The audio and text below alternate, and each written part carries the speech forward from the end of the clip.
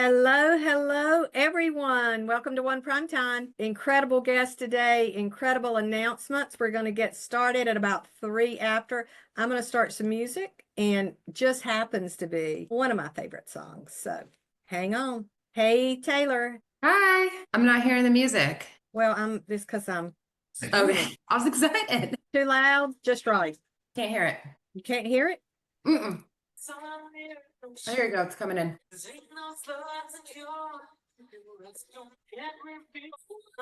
Oh, I don't think chat's working for everyone.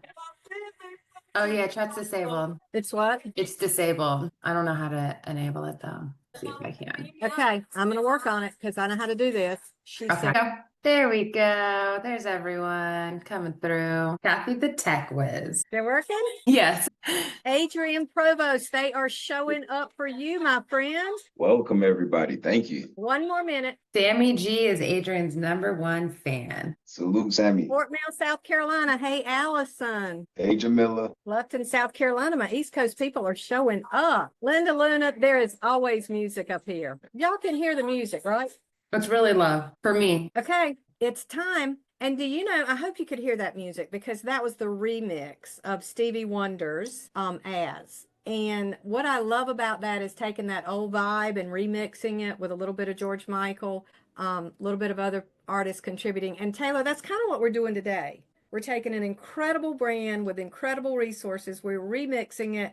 We're bringing in an amazing talent and we're just adding to the brand, right? Yes. Okay. So my pleasure to introduce you, not only Taylor Christensen I said Christensen, that was good, wasn't it? As my co-host today, but Adrian Provost, our friend, our confidant, our partner at ROG Terminus in Atlanta, Georgia. Tell us a little bit about yourself. Welcome to One Primetime. Thank you. Thanks for having me. Well, so as you mentioned, broker owner for Realty ONE Group Terminus in Atlanta, commercial enthusiast, been in the commercial industry since, 2010 now. So it's been some time. Just excited to be a part of this initiative, and I'm super excited for what it's going to mean for Realty ONE Group overall. So thanks for having me. And truly making waves in real estate, not just in Atlanta and just in commercial, but getting all these accolades all year round. Riz Media, Rising Star, Housing Wire, right?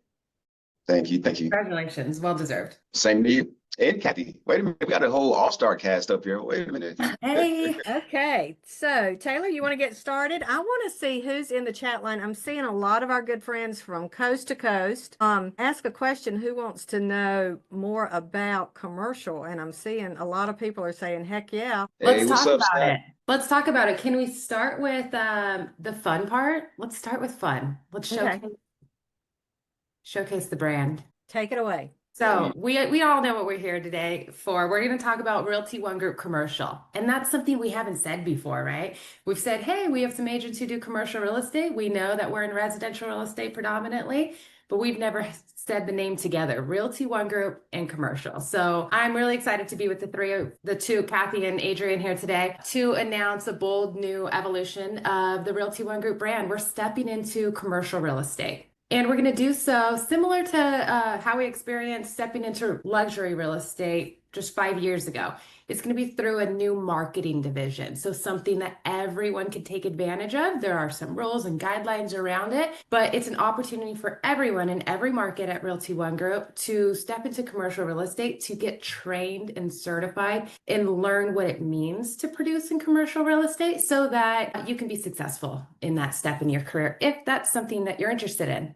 So Realty ONE Group Commercial is where innovation meets investments. It is designed for the modern commercial advisor. You're going to see when I share my screen and showcase the brand that commercial, as we think about it, it's kind of old and boring. Sometimes it's not sexy like Realty ONE Group, right? It doesn't have that fun, vibrant personality that really attracts all of us to this brand. Well, we're not going to do that. You guys, we're going to make it fun. We're going to add the fun into commercial real estate. So we're refining commercial real estate with a sophisticated brand, strategic education, and a network of forward-thinking professionals, yourself, who will be trained and certified to work together to be successful in commercial. So let me share My screen. Drum roll, please.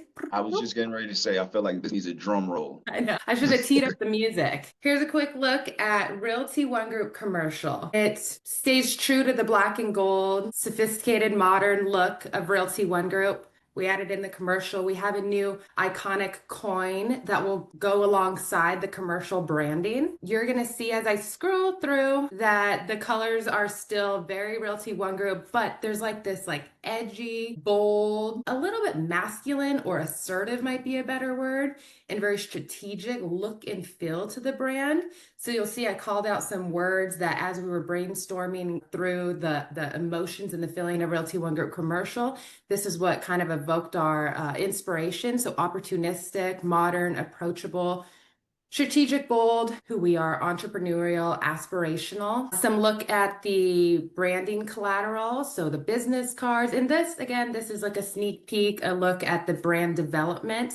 There are a lot more assets that will go along with Realty ONE Group commercial. What it might look like inside of your office as your office chooses to brand out a commercial real estate conference room. What is this? Letterhead and business cards. And then it's not just the three of us who help develop Realty ONE Group commercial, but it's really everyone at the leadership level at Realty ONE Group and many other broker owners like Adrian who have spoken up and who we've been given advice from or have voiced their opinion on what Realty ONE Group commercial would mean in their markets. So as we over the year have kind of had those conversations, we've also identified a few individuals who really want to step forward and are doing cool things in commercial real estate in their market. And we've developed a committee. So this committee is going to really guide how this brand or this marketing division will evolve over the years, because this is just the start of it. And I want to introduce you to the committee because I think it's a big component to this brand. Can we pause a moment? Because I just think the branding is extraordinary. Big shout out to Kimmy and the team. Can we get some comments? Jason loves it. My good friend Jessica says it's sexy. And I mean, it is, to me, it just speaks to who we are. And I think, Adrian, it's timeless. I think that's a word that I like about it. It's not going to look used. Love the branding. Good. Good. Jessica, it does scream that. Stunning. Sophisticated. What a great word. Okay. I didn't mean to interrupt, Taylor, but I just wanted to give people an opportunity to look at it. I think it's just phenomenal. Thank you.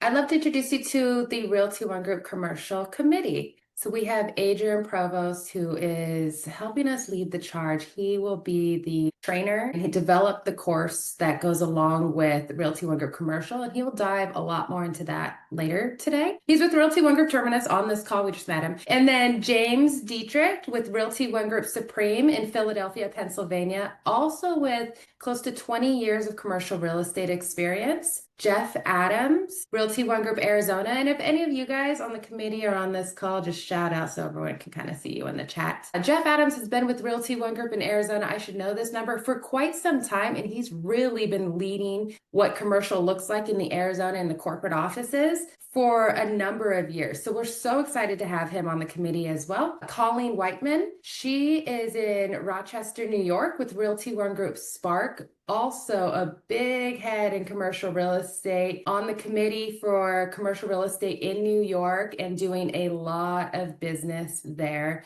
with, I think she specializes mainly in mixed use spaces. Brian Deffenbach with Realty ONE Group Esteem in Kansas City, Missouri. And everyone also with 20 years experience in commercial real estate and recently completed his master's in commercial real estate. So what I love about this group is that they represent from across the country and different backgrounds, different specialties as we get to know them on more of these calls like Primetime, bringing forward our committee members, but they all bring different backgrounds and specialties and different education in commercial real estate that's really going to round out our program, but also as real estate professionals, it's going to give you guys people to lean on, mentors, to ask questions so that, every transaction is different and commercial real estate is not an easy game to play in. So you want that access to resources. So I'd love to turn it over to Adrian or Kathy if you wanted to. Yeah,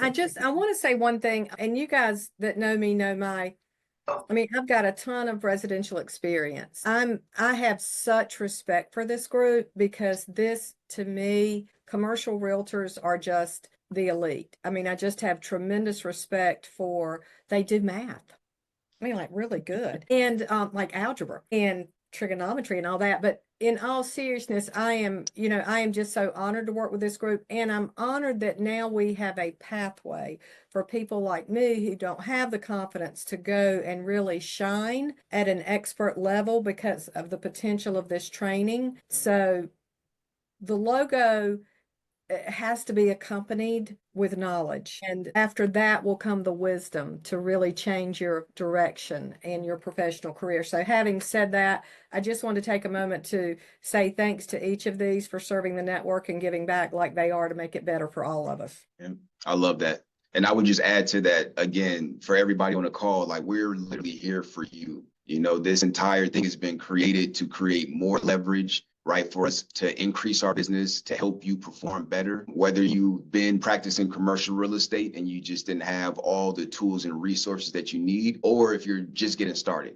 Right. So that's what we're here for. And again, thank you everyone that's on the committee. All your input and assistance has been invaluable. So I'm extremely excited to where this thing is headed. So thank you all. All right, if I could share my screen. I don't know, do I have? I think you've got right. Oh, okay, cool. Let me do that real quick. All right. So every time I see that brand, I just get excited, man. Our marketing department did a phenomenal. And those of you who are currently practicing commercial real estate, you understand what this is going to do for your business, just from a standpoint of leverage alone. All right, so let's get going. We've already spoken a little bit about me, so I won't take too much time there. What I did want to touch on was the why, right? Again, Taylor already touched on a lot of these points, but the introduction of Realty ONE Group Commercial is a testament to Realty ONE Group's commitment to continuous innovation and unwavering support for our network. Our primary intent is to empower our professionals, offering specialized resources, targeted training, and a collaborative ecosystem to thrive in the commercial real estate arena. Right. So I want to alleviate anybody's pain if they're thinking, oh, what does this mean to me if I'm already doing commercial? This is here to create additional leverage and to provide more support for you to grow your business. This is not to negatively impact your current state of business in any capacity. Right. The benefits for our agents. So for experienced commercial agents, you're now going to have access to a dedicated support system, right? Advanced tools, a global network of specifically focused commercial transactions, right? Enhanced marketing capabilities, broader referral base, a platform to further solidify your expertise and grow your existing business. We are literally here to amplify your success. I can't stress that enough, right? For agents new to the industry, our goal is to essentially lower the barrier to entry and provide a clear path for diversification and growth, right? We want to help you get positioned to go out there and win. We're going to have specialized training and resources. Obviously, as you guys already seen, enhanced marketing and branding approach, just as significantly, a global referral network, right? We have over 500 global offices. There is not a commercial organization that exists that can say that.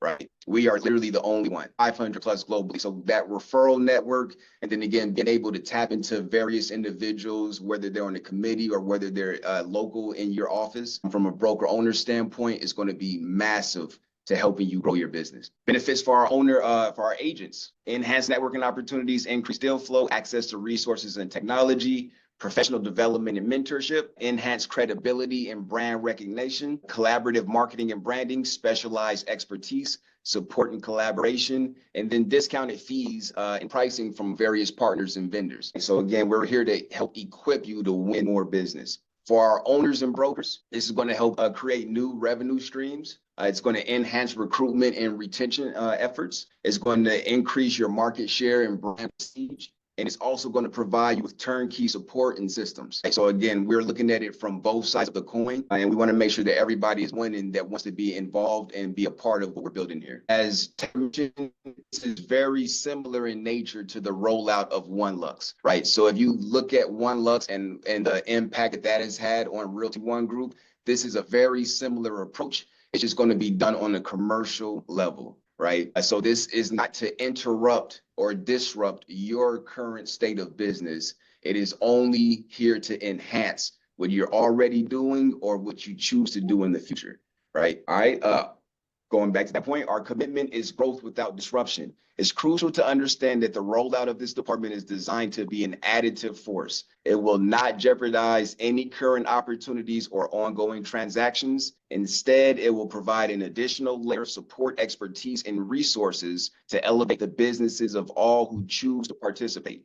We are building a framework for expanded success, ensure Realty ONE Group continues to be the premier destination for entrepreneurial real estate professionals across all sectors, right? Again, we're here to help, not take anything away from you. And that's Realty ONE Group overall, right? We're here to put more money in your pocket, to provide you with more opportunities to grow, both personally and from a business standpoint. With that, training. So I wanted to keep this as basic as possible, but still have everybody walk away with additional knowledge on how the commercial real estate world works. And so again, I'll go through this as slowly as possible, but I still have to go through it because there's only so much we can cram into such a short amount of time. But just touching on the fundamentals of commercial real estate. All right, so some basic principles. One thing about commercial real estate is we have to really have an understanding of the why behind the transaction, right? Starting with being an advisor and a consultant to your client. So you're going to have to ask a lot of questions to make sure that we're guiding the proper fashion, right? So first off, we need to know why investors purchase, operate, and sell real estate. And then we also want to be able to segment the investor database because all investors are not created equally, right?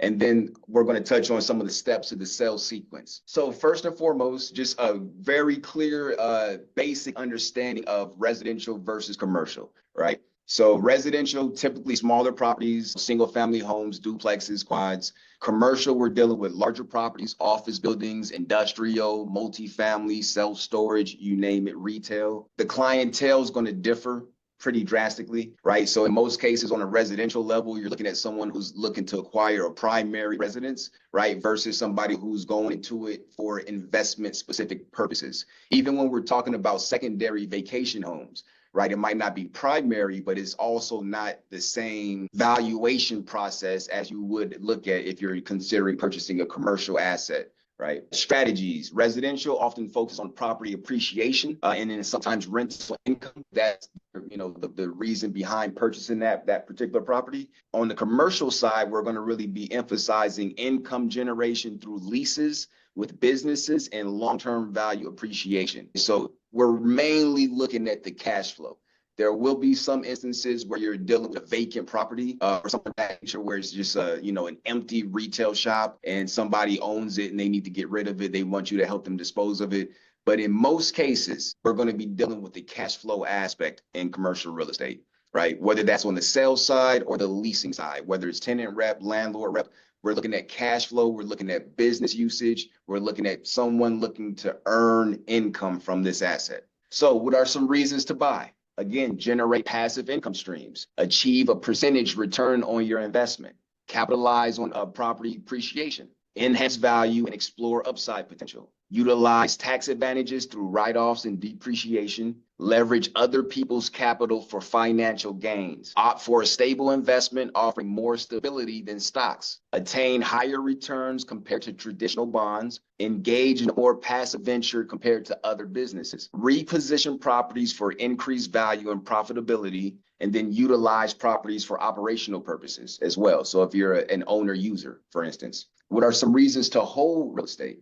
Because you anticipate appreciation, right? Maybe you're getting a management fee, which is an additional income, personal enjoyment in some cases. There might be some equity constraints, right? So you might have an insufficient amount of equity to facilitate a profitable sale, right? So you need to hold on to it for now. Stability, right? No significant issues or challenges prompting a sale. It might say, hey, this is working out fine for me. There's no reason for me to move. I'm not really attracted to, disposing of it right now. Manageability, low rent levels, a negative past experience, debt-free ownership, tax efficiency, and then especially if there's a strong cash flow. You'll find that the owner of that asset is normally going to hold on to it because they're seeing a substantial amount of income, month over month. Now, some reasons to sell, right? And so these are some great things to consider when you're looking to go out there and start to build your business. So who am I prospecting to? Why would I be prospecting to this particular individual that owns this specific asset, right? Challenges or problems.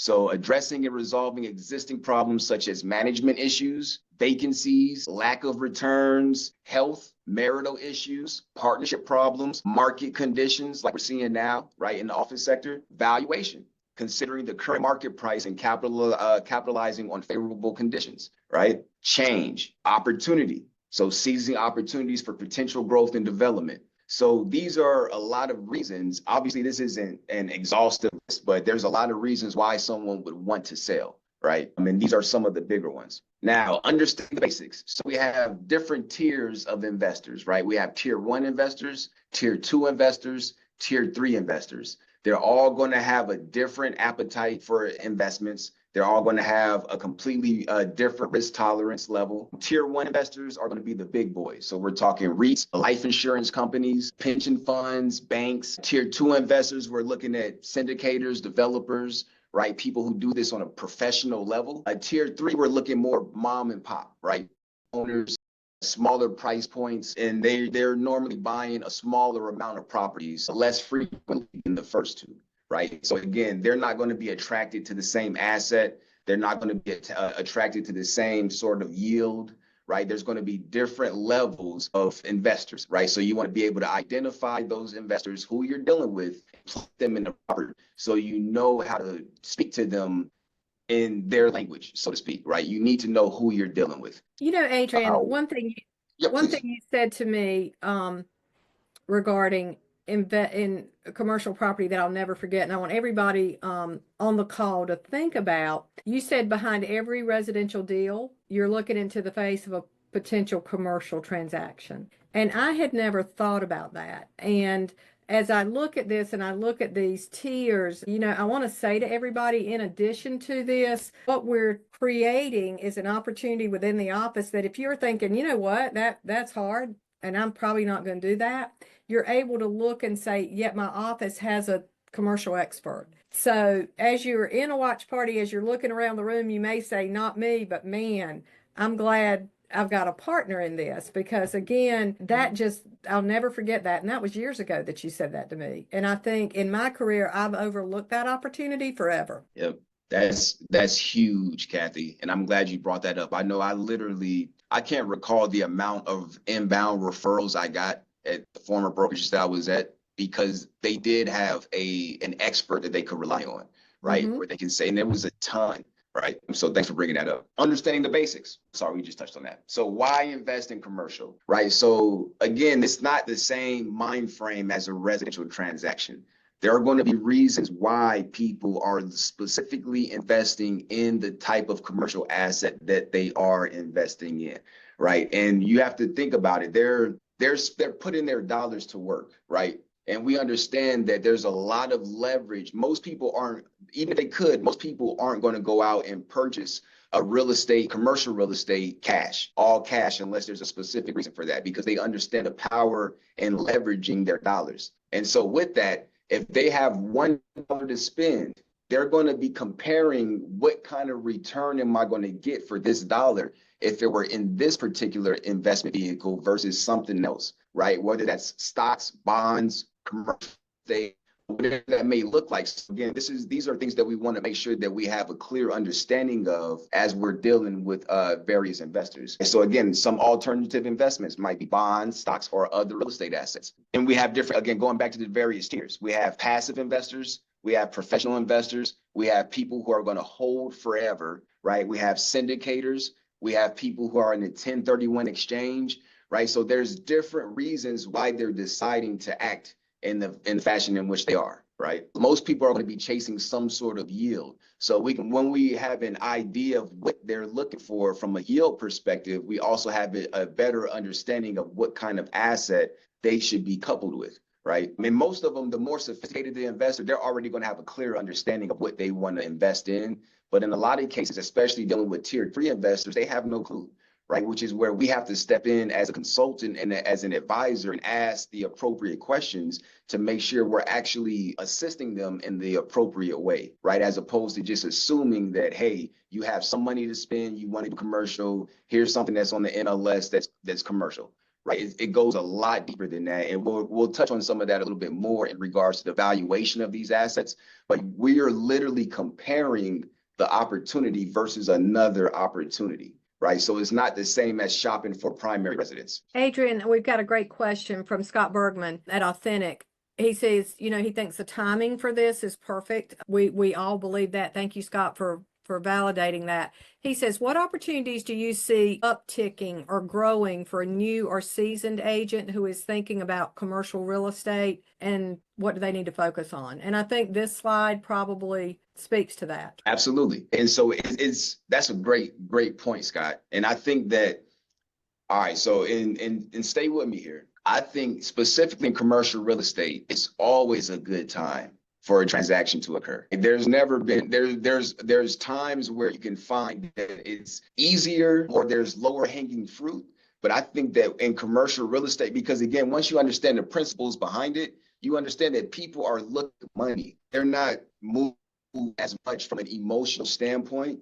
It's literally black and white numbers, right? How much of a return am I going to be getting if I put my money in this asset versus elsewhere? Right. So it's very simplistic in nature once you have the basic understanding of it all. But I would say we're seeing, and again, this is definitely going to vary from a geographical level as well. Right. So in some cities, retail might be the thing that, where a lot of vacancies are occurring. Whereas where we are, that's not the case. We can't keep enough retail inventory right now. Even though a lot of people are moving out. So for instance, there's this pocket in West Midtown Atlanta where very high profile restaurants were just signing lease after lease after lease. And there was a ton of development occurring, and it still is. And most of those restaurants have already closed within 2 to 3 years. And these are people with deep pockets. Now, with that said, the landlord reps are not going to have an issue with filling those spaces up with somebody else, right? Now, move over to the office sector. It's a totally different game, right? So we're seeing a lot of people realizing that they're going to have to do something creative, like maybe convert that office space into a residential usage, right? Or some other type of mixed use usage versus just, the traditional office that we see. I would say across the board, office is hammered more than anybody else, right? I've also seen that where industrial was really big a few years ago, we're seeing that slow down, right, in our market. But again, there's a lot more opportunities to be had because of that. I have to choose my words carefully because, it might impact negatively one side of the party.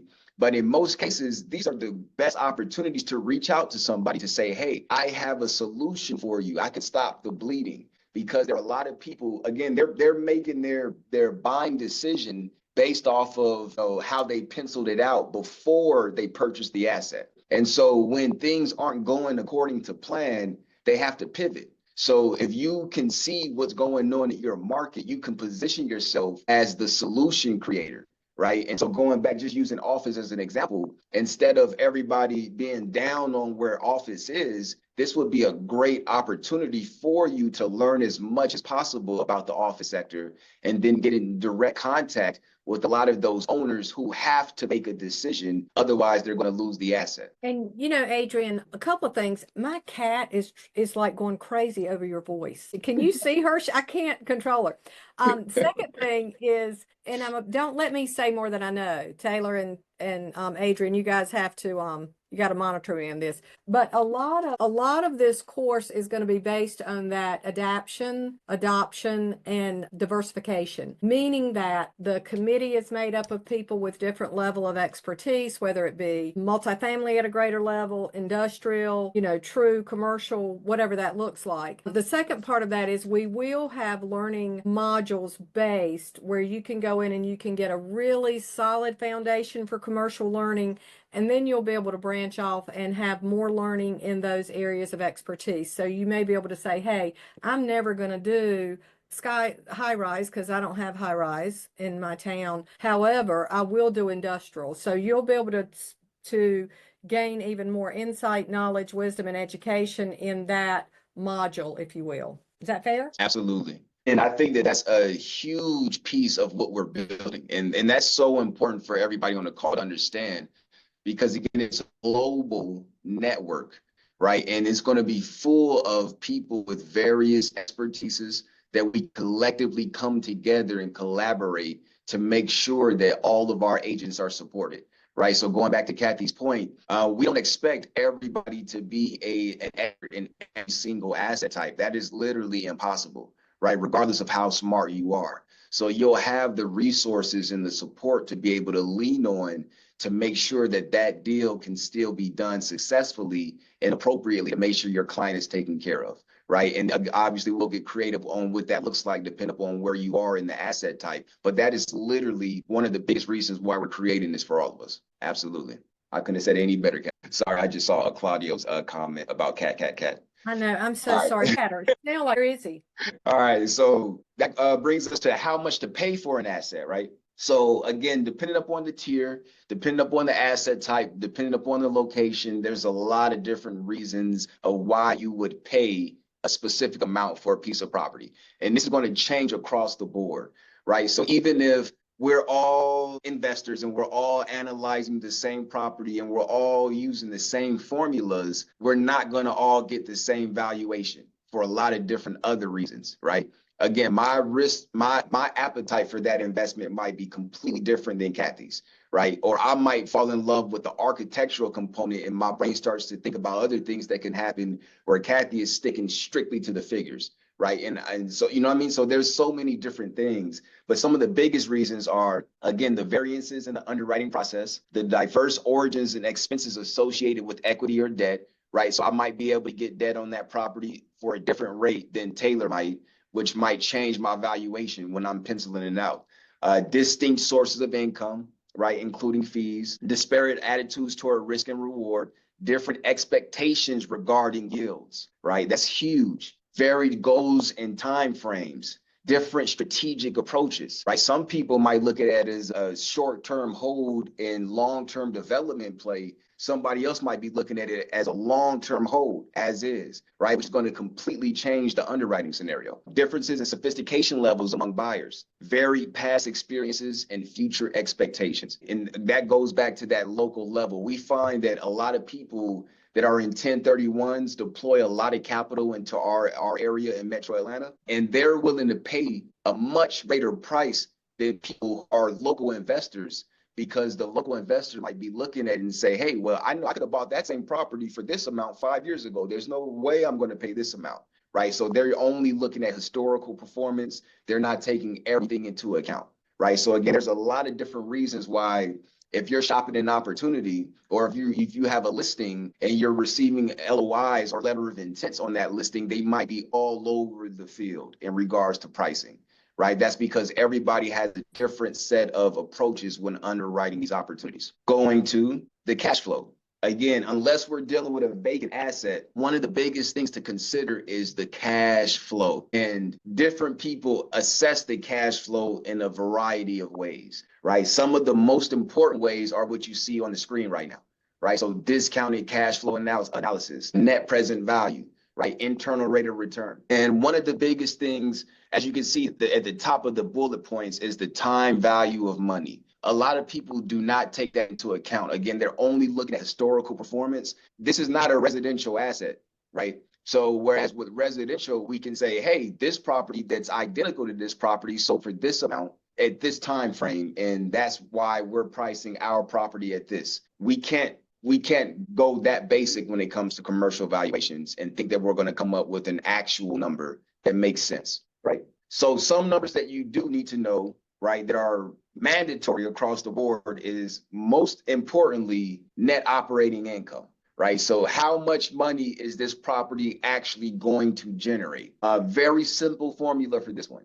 It's literally the total income minus the total operating expenses. And these expenses are going to vary for a lot of reasons, especially when we're talking about different asset types, right? And even with that, the expenses will differ. Even if we're only talking about multifamily assets, right? It's going to differ based off of the class of that asset, you know, the location of that asset, the unit count. There are so many different variables when it comes to underwriting. Why you really want to make sure you get this piece, right? This is one of the most crucial pieces for us as advisors when we're consulting our client, right? So the net operating income is a key metric that measures the profitability of a property after accounting for operating expenses, but before considering debt service, taxes, and depreciation, right? And those are three crucial elements to making and taking a shot on a commercial deal, right? So we can't just disregard those three elements. They are very important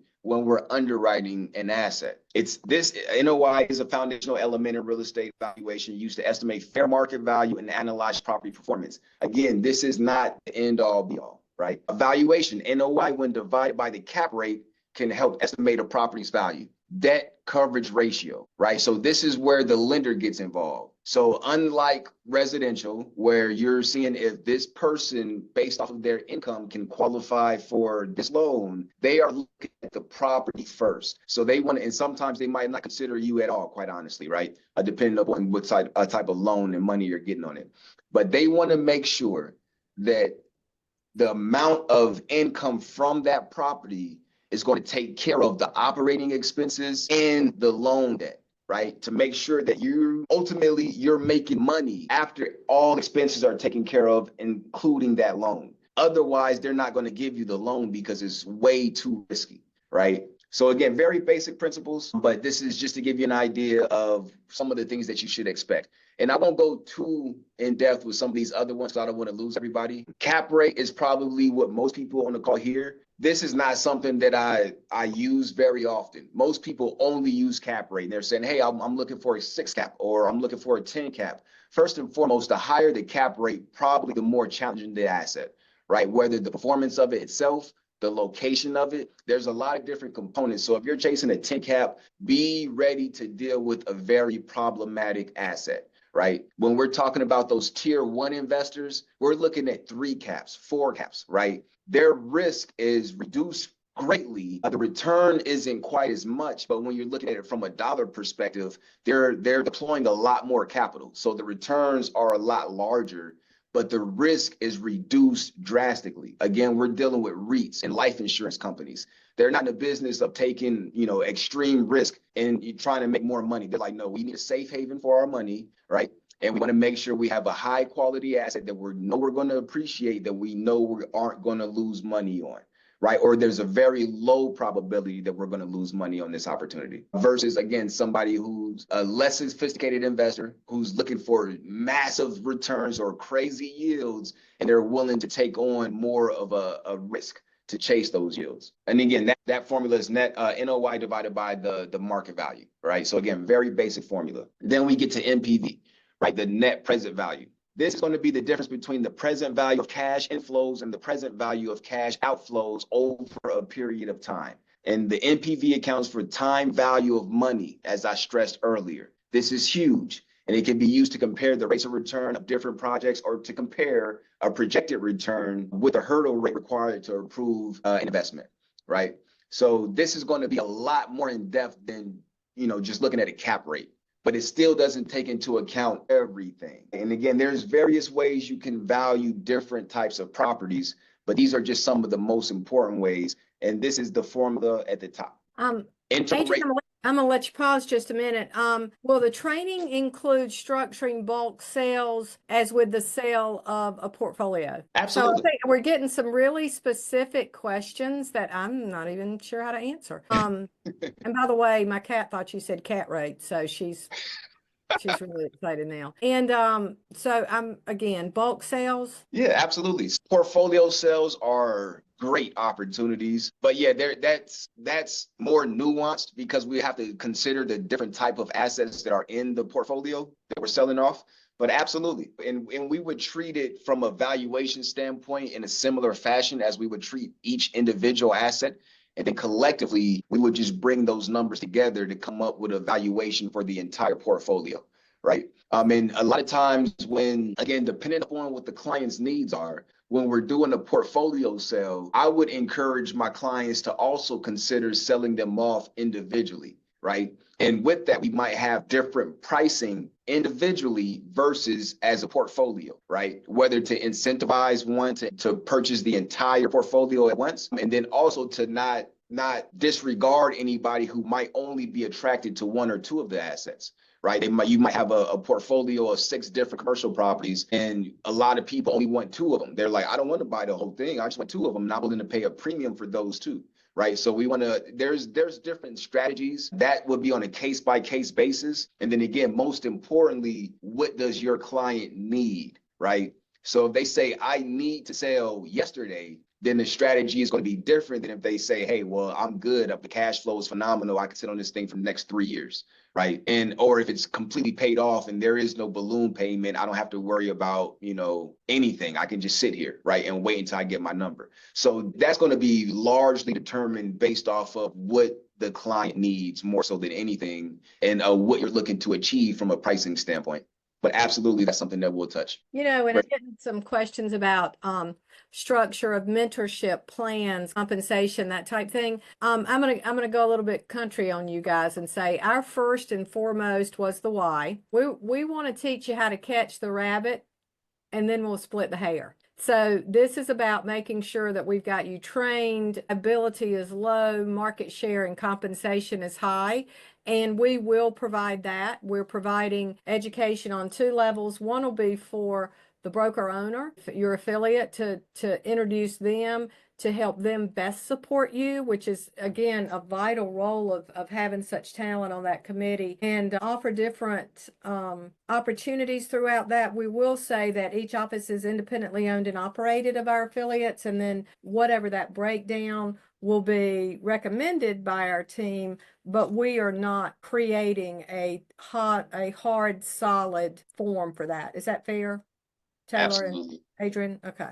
Good stuff and great questions. All right, so IRR, or the internal rate of return, this is going to be a metric that pretty much estimates the profitability of potential investments, right? So this is a way for an investor to see what the potential return on the investment is going to look like, right, after doing this calculation.